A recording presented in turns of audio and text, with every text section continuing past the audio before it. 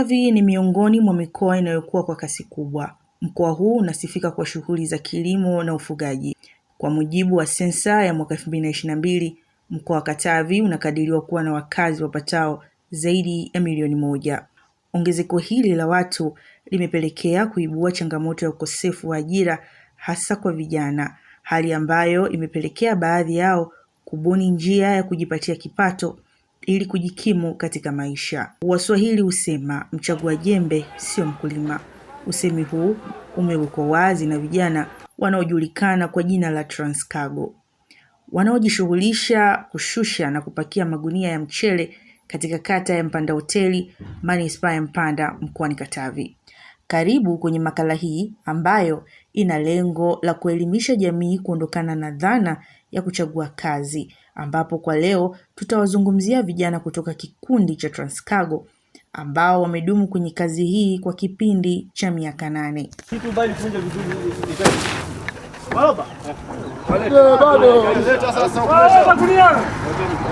Tukaanzisha kundi la Transcargo la upakiaji wa mchele. Kazi yetu sisi Transcargo tunapakia mchele na kushusha mchele kwa bei ya shilingi 1000 pakia shusha. Kuna baadhi ya wateja wetu ambao ni wadau wetu wanakujaga, tunaelewana nao, wanaomba tupunguze, tunawapunguzia badala ya 1000 tunatolea upande mmoja shilingi 100, inakuwa shilingi 900, kwa sababu anakuja kutuomba na sisi tunaangalia, kwa sababu ni mteja wetu, ni mdau, tunamwangalia, sisi wote ni binadamu, basi tunashirikiana nao tu vizuri. Ila toka nimejiunga Transcargo naona mambo yangu yanaenda. Wengine tuna familia mpaka saizi wanategemea ofisi ya Transcargo, wanakula, wanavaa, na tumeoa kupitia Transcargo. Baada ya kuwa tayari maisha nimeshaanza kutapatapa baada ya kufeli kwenye kilimo cha umwagiliaji, basi nilibidi nianze kuja viwandani kuangalia ni kazi gani ambayo naweza nikapata, nikafanya ili nipate hela. Umeona? Basi nijikuta nikakuta hapa kuna kikundi kinaitwa Transcargo. Hiki Transcargo kazi yake ni kufanyeje? Ni kupakia mpunga, mchele na kushusha. Sasa nikaulizia utaratibu, nilipoelekezwa basi nilichokifanya ni kutimiza masharti na vigezo wanavyovitaka ili niwe mwanachama. Kweli nilifanya hivyo, mpaka leo ni mwanachama wa Transcargo. Ninapopategemea sana ni hapa. Hata sehemu zangu za kwenye ukulima, kilimo cha umwagiliaji, napata mtaji kupitia hapa. Pia nalisha familia tangia nimejiunga Transcargo. Yaani ukiniona wanakula nyumbani, ujue nimetoa hela Transcargo. Sina kazi nyingine tofauti Transcargo na kilimo cha umwagiliaji. Kilimo cha umwagiliaji chenyewe kinahitaji mtaji waga na utoa ni hapa. Kwanza nashukuru sana Transcargo, imeficha mabonde mengi sana. Kulikuwa kuna watu Mpanda Hoteli, ile kweli balaa, sio watu. Unaweza yaani utembee kwa raha, unaweza ukatembea ukashangaa tu ngwala, kofi, umenyang'anywa simu, umesachiwa, umechukuliwa hela, unabaki unapiga kelele na hamna mtu atakayekuja kukusaidia. Atakayekuja kukusaidia kazi anayo. Umeona? Kwa hiyo imeficha mabonde mengi sana na matatizo mengi sana. Nachoomba mimi, sio ni viwanda, sio uongozi na nini, waendelee kutupa kipaumbele sisi wana Transcargo jamii. Kwa mimi katika shughuli ambazo zipo katika hii kata, shughuli ambayo kidogo ilikuwa ina wafadhali nilikuwa ni shughuli ya cargo. Kwa kweli mimi hata kabla ya cargo nimepitia kweli shughuli ngumu hata hususani za nyumbani, hususani kilimo, huku nasoma huku nalima, lakini na hii yenyewe nilikuwa vile nasoma huku nakuja kuibia napiga kazi natoka naenda shule. Lakini ndio maana hadi nikajikuta nimetoka shule nimekuja kuingia kwenye cargo, nijikuta nafanikiwa kwa haraka zaidi kwa sababu ni kama vile nilikuwa ni mzoefu. Mpaka sasa natamani tufanye biashara. Tujiendeleze kufanya biashara. Mbali na hayo, vijana hao wengi wao kabla hawajajiunga katika kikundi cha Transcargo wanaeleza hali ya maisha yao yalivyokuwa. Tulianzisha kikundi kwa ajili ya kusaidiana matatizo ya hapa na pale. Mmoja wapo ni mimi ambaye nilipata matatizo ya msiba. Nilikosa msaada wote.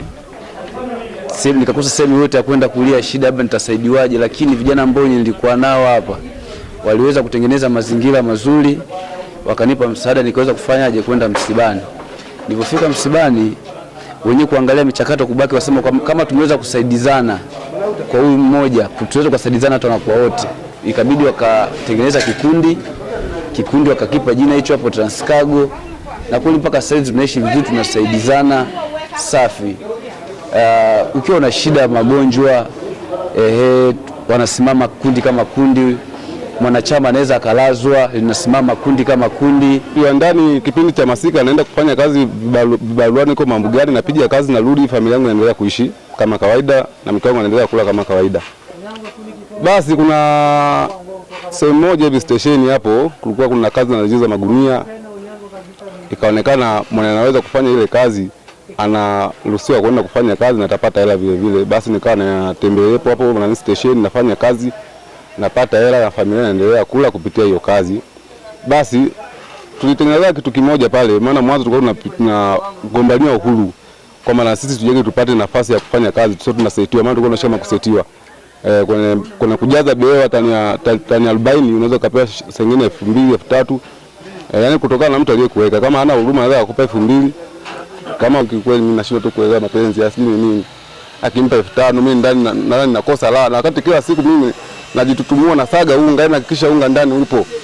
Mamboga mboga wao yasumbui, akizunguka nyuma ya nyumba akichuma mamsusa, tunaendelea kuishi tu. Basi tule hela tu mtaani, yule mtu kikaa kimempa kiburi. Maisha yangu akawa ameona kama ni mtihani sana kwake. Tunapokezana, tunatukana na matusi sio ya kitoto, ya kikubwa kabisa. Mwisho wa siku akaona naye maisha yashakuwa ni mtihani zaidi. Akawa ameamua kuondoka.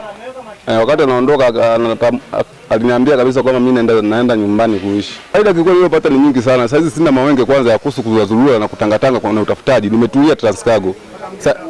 Na sasa hizi na ujasiri wa kuoa na mke, na atakula masaa 24 ila bado sijaoa. Atakula masaa 24 na atabadilisha nguo anapotaka yeye kutokana na ofisi inaponilinda. Kila kikundi huanzishwa na malengo. Kikundi hiki kina malengo gani kwa wanachama? Tulikuwa tunafanya kazi hii tukiwa sio rasmi sana, kwa sababu tulikuwa tunafanya kazi hii kinyume na utaratibu, kwa maana tulikuwa hatujasajiliwa. Lakini ilikuwa inaleta changamoto kupelekea kwamba kazi ilikuwa inafanyika, kabla ya kazi inatokea kwanza vurugu, kwa sababu kila kijana alikuwa anataka kufanya kazi. Ndio hapo tuliona kuna haja ya kusajili kikundi ili kuwa rasmi, kujiweka kwenye utaratibu maalum wa kazi. Ndipo hapo tulianzisha kikundi chetu, nafikiri ilikuwa ni tarehe 30 mwezi wa 8 mwaka 2014. Kwa hiyo mpaka sasa hivi almost tuna miaka 8 ya kikundi chetu toka kimeanzishwa mpaka sasa. Kwa hiyo kikundi chetu kinaitwa Transcargo Group. Malengo yetu kiujumla ya kuanzisha kikundi chetu ni kuunganisha nguvu moja kama vijana, kufanya kazi kwa bidii, kuinuana kiuchumi, lakini pia kuichangia kodi serikali, kwa sababu kazi zetu tunachangia kodi serikali. Kwa hiyo tunajivunia kwa hilo na kusaidiana kwenye matatizo mbalimbali. Shughuli tunazofanya licha ya upakiaji wa mizigo, tunafanya shughuli za ufugaji, shughuli za kilimo pamoja na ununuaji wa mazao. Lakini tuna matarajio mengi. Tarajio la kwanza, ifikapo mwezi wa 12 mwaka unaofuata 2023, tunatarajia kikundi kiwe kinamiliki bajaji 4. Lakini pia kuna matarajio tunatarajia ifikapo mwezi wa Aprili mwaka unaofuata kikundi kiwe kimekamilisha utaratibu wa ujenzi wa kila mwana kikundi kumiliki nyumba moja. Kwa hiyo tuna matarajio mengi, lakini kila kinachoitwa maendeleo sisi kama vijana tunaona ni fursa. Kwa hiyo yako mengi ambayo tumejiandaa kuyafanya kama kikundi. Tunawashukuru serikali akiwemo rais wetu Samia Suluhu Hassan, kwa sababu pia ameonyesha moyo wa kutuunga vijana. Ndio maana kwenye zile 10% utakuta wanawake wana 4%, vijana tuna 4%, walemavu wana 2%. Kwa tutajaribu kuona hata zile 4% zetu 4 za vijana zimewazidi mpaka walemavu ambao ni watu wenye mahitaji maalum. Kwa hilo tunamshukuru Mheshimiwa Rais, lakini pia uongozi wetu wa mkoa umekuwa bega kwa bega na sisi, kiongozwa na mkuu wetu wa mkoa wa Katavi Bi Mwamvua Mlindoko, ambaye tunashirikiana naye kwenye mambo mbalimbali. Kwa hiyo kwa sasa hizi tunaiomba serikali iendelee kutusapoti, kwa sababu kama vijana tumeungana, tunaichangia kodi serikali. Nadhani hata hii mipango ambayo nimeitaja na matarajio yetu, tuna hakika watatuunga mkono.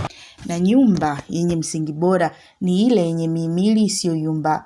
Baba na mama, kikundi hiki cha Transcargo kipo chini ya walezi ambao kazi yao kuhakikisha kikundi kinafanya kazi kwa ufanisi na malengo yaliyokusudiwa. Wao wenyewe baada kuona mimi niko vema ndani wa kina mama nilichaguliwa. Baada kuniita mimi nilitii amri, nikawa nimefika hapa, nikawa nimeongea, alipoongea mimi nikawasikia nikawakubalia. tukaendelea kuwa nao mpaka dakika hii bila shida aina yoyote. Kwa hiyo ni lazima uwe nao karibu, uwe mkali kidogo, uwe mpole kidogo, sawa? Ina maana wavute, na kila mtu ongee naye, usimchukie hata mmoja. Kila mtu ongee kwa nafasi yake, atakupa mazuri na mabaya alionayo. Kwa hiyo utawaweka sawa. Lakini ukisema mchukie huyu, vijana huyu, itakuwa kwamba ni kazi kubwa. Wote ni watoto wako, lazima unachokipata uwape kama elimu. Mimi nawapa elimu, siwapi pesa. Ni elimu nayowapa tu. Na mpaka sasa hivi ndio maana wako hivi mpaka leo hii. Kwa sababu hiki ni kikundi kikubwa, kinahitaji mikopo. Ni vijana. Kwa hiyo mpaka sasa hivi natumaini siku alisema mwakilishi wa mkoa, na tupo tunaandaa taratibu, tuandae vile vikundi ili tufanye nini? Tuvisajili. Tukisha visajili basi tuone kwamba je, huo mkopo kweli utatoka. Kweli kabla hawajajiunga hichi kikundi kulikuwa na changamoto nyingi. Kulikuwepo na wizi katika mtaa wangu, yani vitu vinaibiwa ovyo ovyo kwa sababu vijana walikuwa hawana kazi. Lakini vijana baada ya kujiunga na kuwa pamoja, kwa kweli mtaa wangu au tuseme mji wenye uko chini ya himaya yangu, mtaa wangu umetulia, hakuna wizi wowote. Lakini vijana wachapa kazi wanafanya kazi kwa kujitolea, kwa kutumia nguvu zao, wanabeba mizigo. Kazi yao wenyewe ni kupakia mchele na kushusha mchele. Wanaoongoza pia wako vizuri. Yupo mwenyekiti wa kikundi hichi cha Transcargo ambaye anaitwa Ibra Ali Mazoa, lakini pia yupo katibu na wajumbe wengine. Wanakiongoza kikundi vizuri. Hapa juzi tu walitoka kuadhimisha miaka kadhaa tangu wameanzisha kikundi chao. Lakini pia walinikaribisha mimi mwenyekiti wa mtaa, nimeshiriki pamoja nao. Ndani ya sherehe hakukuwa shida yoyote. Tumefurahi pamoja mpaka usiku, tumetoka pamoja, amani tupo kwa kweli.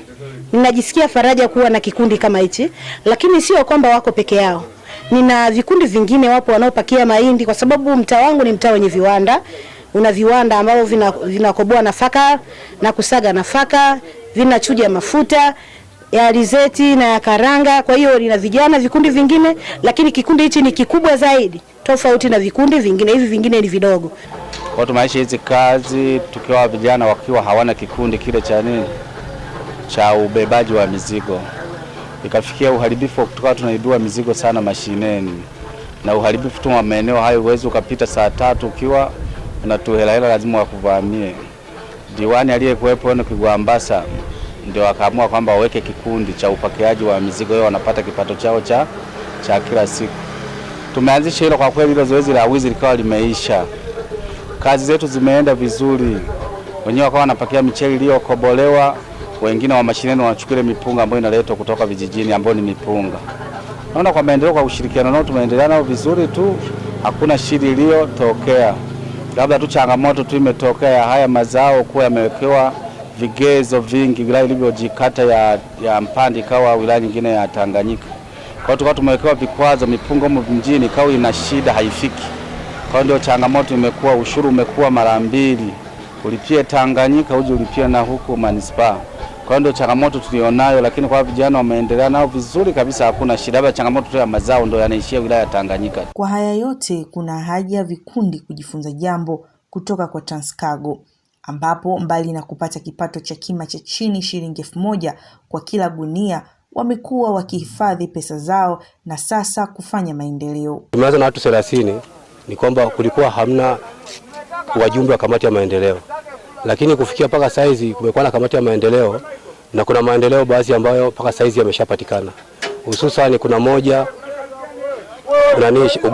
Ugala tumenunua shamba la heka 27 ambao tayari ni maendeleo moja wapo. Tumekuja Tulieni, tuna viwanja 60, kila mtu na kiwanja chake pale.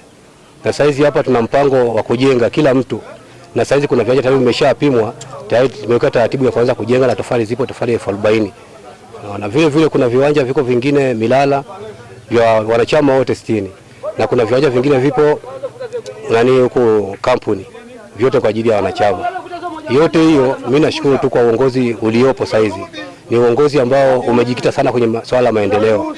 Kwa sababu kipindi cha nyuma zilikuwa zinapatikana hela, lakini zile hela zilikuwa zinakwenda tofauti, zilikuwa zidi sehemu husika ambao tulikuwa tunahitaji.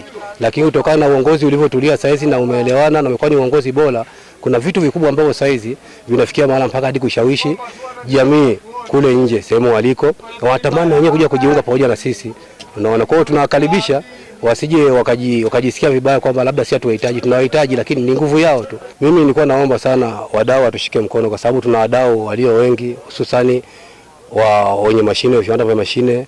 Kuna wadau wengine ambao wako tu ni matajiri, wako na ni sehemu tofauti tofauti. Kutokana na changamoto ambazo tunazipata, tunakuwa na mapungufu fulani.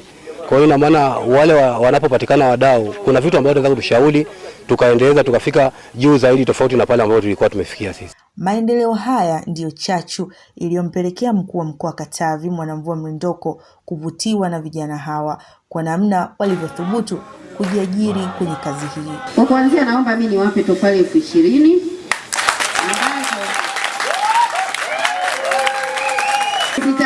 hizi zitatoka kwenye fedha ambazo Mheshimiwa Rais anazileta. Tofali 20,000 mjue kwamba zimetoka kwa Mheshimiwa Rais, jamani, sio za kwangu. Mimi zinapitia tu. Tofali 20,000 za kuchoma, zitafuteni mahali sehemu nzuri, bei yake ni kiasi gani, ili tuzichukue hizo tofali 20,000 tuone nazo zinaweza zikajenga nyumba ngapi, ili tuwasogeze. Mama wa mkoa Mwanamvua Mrindoko, ambapo mbali na kufurahishwa na vijana hawa, lakini pia amewapa sapoti kubwa kwa kuwatembelea kwenye shughuli zao ili kuona kwa namna vijana hawa wanavyopambana katika kujikwamua kiuchumi. Urefu wa vikundi vingi vya vijana ndani ya mkoa wetu wa Katavi vinaanzishwa, wanaandikisha vizuri, wanakuwa na viongozi wao. Mkopo ukipatikana tu matatizo yameanzia pale, na ni kwa sababu huenda kunakuwa hakuna uaminifu na uadilifu viongozi pamoja na wanachama wao. Kwa hiyo nakuta kikundi kile fedha zile hazijulikani zimekwenda wapi, hazijulikani zimetumikaje. Matokeo yake kikundi kinabaki na umaskini ule ule, wanashindwa kupiga hatua na kikundi kinakuwa kimevunjika na kimesambaratika. Niwaombe sana Transcargo, mmekaa muda mrefu na wenyewe mmesema hawezi mtu yoyote kuwasambaratisha, hawezi mtu yoyote kuwafanya mtengane. Niwaombe kweli iwe hivyo, msitengane. Mmeshatoka mbali na hapa mlipo mko pazuri sana, msitengane.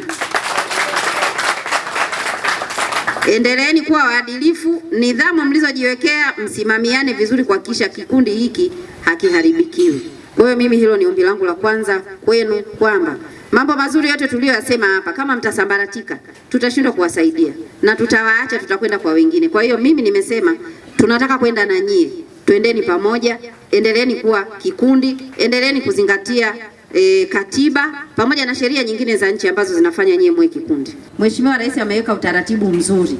Tutahakikisha kwenye kilimo ambacho kazi ambayo tumeshaanza kuifanya ndani ya mkoa wetu ni kuhakikisha kwamba tunapata mashamba ya pamoja ya vijana. Na tayari taarifa za awali nilizonazo, mashamba yameshapatikana kwenye halmashauri mbalimbali, na sasa tunachofanya tunajipanga kwenda kuyakagua, na tukijiridhisha kwamba ni mashamba halali, hayana migogoro, hayana ulipaji wa fidia, Wizara ya Kilimo chini ya maelekezo ya Mheshimiwa Rais wameelekeza kwamba vijana watasaidiwa kwa 95%. Miundombinu ya umwagiliaji, kama ni sehemu inahitaji miundombinu hiyo, kupewa mbegu bora, kupewa zana bora, mpaka kufika hatua ya kupanda hayo mazao yanayohusika, na vijana wakabaki kupalilia na baadaye kuja kuvuna. Hivi tukifanya hivyo, kuna kijana atashindwa kweli kufanya kazi ya kilimo? Vijana wabeba mizigo Transcargo wamekuwa tu sio vijana makini kwenye kazi yao, bali wamekuwa wakishiriki katika matukio mbalimbali kwenye jamii wanamoishi. Na hapa nakutana na mkuu wa magereza la mahabusu Mpanda. Anawaelezeaje vijana hawa? Hawa Transcargo Group ni vijana wangu kwa kweli. Wamekuwa baraka sana katika gereza letu la mahabusu Mpanda. Mwezi uliopita walituletea bidhaa za aina mbalimbali pamoja na sabuni, mafuta ya kupaka na vitu vingine vingi. Kwa si mara moja, si mara mbili, ni mara nyingi. Kwa hiyo mimi najivunia kuwa na vijana wa aina hii wa Kitanzania ambao wanaguswa na ndugu zao ambao wako magerezani, kuona kwamba wapate mahitaji muhimu ambayo ya kibinadamu. Kwa hiyo mimi nawashukuru sana hawa Transcargo, wamekuwa baraka sana kwa gereza letu la mahabusu Mpanda. Kwa vijana wetu hawa, nafikiri hii kazi wanayoifanya ni njema sana, na niliwapa fursa kuonana na angalau mahabusu 3 na wafungwa 3 kuelezea shughuli wanazofanya na jinsi ambavyo wamejitoa kwa ajili yao, nao wakaahidi kwamba kumbe tukitoka tunaweza tukafanya kazi kama wanaofanya na tukaepukana na uhalifu. Kwa hiyo hao wamekuwa kielelezo katika gereza letu kwa namna ya kipekee sana. Mojawapo ni ile ya kazi ambazo wanazifanya. Kuna watu wanapakia mchele na kuteremsha. Kuna watu wana kazi yao ni kuteremsha mpunga.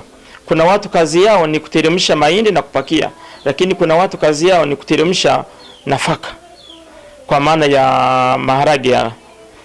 Vyote vikundi hivyo nimekutana navyo, lakini kundi ambacho nilikutana nacho ni kundi cha Transcargo. Nikakaa nao maana wao ni wengi. Ni wanachama zaidi ya wanachama 60. Nilikaa nao nikawaeleza lengo langu la kwenda katika kata ya Mpanda hoteli. Lengo la kufika pale ilikuwa ni kwanza kuhakikisha usalama wao. Wanafanya kazi katika mazingira ambayo ni salama, lakini pia kuhakikisha usalama wa raia na mali zao. Baada ya kuwaeleza vile, kwa kweli kusema ukweli walikubali kunipa ushirikiano wa kutosha. Isipokuwa walichonitaka, waliniambia kama nilivyosema sera zangu basi nijikaze kuweza kuzihishi, kuweza kuzifanyia kazi katika mazingira ambayo nimewaeleza. Nikawaambia mimi niko tayari. Nafasi kwamba mimi ni inspector, sitaweza kuja hapa usiku, sitaweza kuja muda ambao unahitajika, sitaweza kukaa katika kata wakati wote, hiyo sitaki. Nitafanya kazi kama nilivyoelekezwa na nitafanya kazi kwa mujibu wa sheria. Walinikubalia. Walinieleza kabisa makundi ni mengi sana, watu wanafanya fujo pale mpaka inafikia wakati hata damu chafu wanaanza kuibuka. Sasa wakaniambia wako tayari kushirikiana na mimi katika kuondoa yale makundi. Kabla hatujaanza kuondoa yale makundi, niliwaomba kwanza wanisaidie kuongeza nguvu kazi katika kikundi chao, kwa maana kwamba tutoe mianya ndani ya kile kikundi, kwamba kama kuna watu wanahitaji kujiunga wajiunge, kwa sababu kiwa na kile kikundi mure kuna uongozi ambao ni thabiti. Wana uongozi kuanzia mwenyekiti, katibu, wajumbe mpaka wamepeana vitengo. Kuna mwenyekiti wa mazingira, kuna mwenyekiti, yani vitengo vyote ambavyo vinaweza kufanya kampuni inapaa vizuri au grupu inaenda vizuri, wale wanavyo. Wakawa wamenikubalia kufanya vitu kama hivyo, ambapo wanikubalia kuongeza nguvu kazi, kwamba endapo watu watakuja watakizi masharti yao, wako tayari kuwapokea. Lakini pamoja nayo na wao wako tayari kufanya kazi kama ulinzi shirikishi ndani ya kata ya Mpanda hoteli, kwa maana kwamba hawataona mtu anamuibia mwenzake wakamwacha. Wako tayari kumkamata na mimi kama polisi kata kwenda kumchukua. Lakini pia wakiona mtu anavunja, wako tayari kwenda kumchukua, kumkamata, wakanitaarifu mimi kama polisi kata kwenda kumchukua na kumfanyia kazi. Lakini ukiachana nayo sasa, tukafika mbali, wao wenyewe wakasema tunapomaliza kazi jioni tuko tayari kufanya doria. Unaona? Nikaitikia nikasema nawashukuru sana. Tukaendelea vizuri. Kabla sijaanza kuunda vile vikundi vya polisi jamii kama unavyosikia sasa hivi ndio vinazungumziwa, hawa ndio walikuwa wananipa nguvu kubwa sana. Vijana ni nguvu kazi ya taifa. Ni vyema kujituma kufanya kazi kwa bidii ili kujiletea maendeleo kwa jamii. Kijana, usichague kazi, chapa kazi kwa bidii, usikatae kazi kama kijana wa Transcargo. Na huu ndo mwisho wa makala haya, ambapo imewaelezea vijana wa Transcargo wabeba mizigo namna wanavyoipambania kazi yao katika kujikimu na maisha, iliyoandaliwa na kusimuliwa kwenu na Mwanaidi Waziri. Endelea kutazama Azam TV.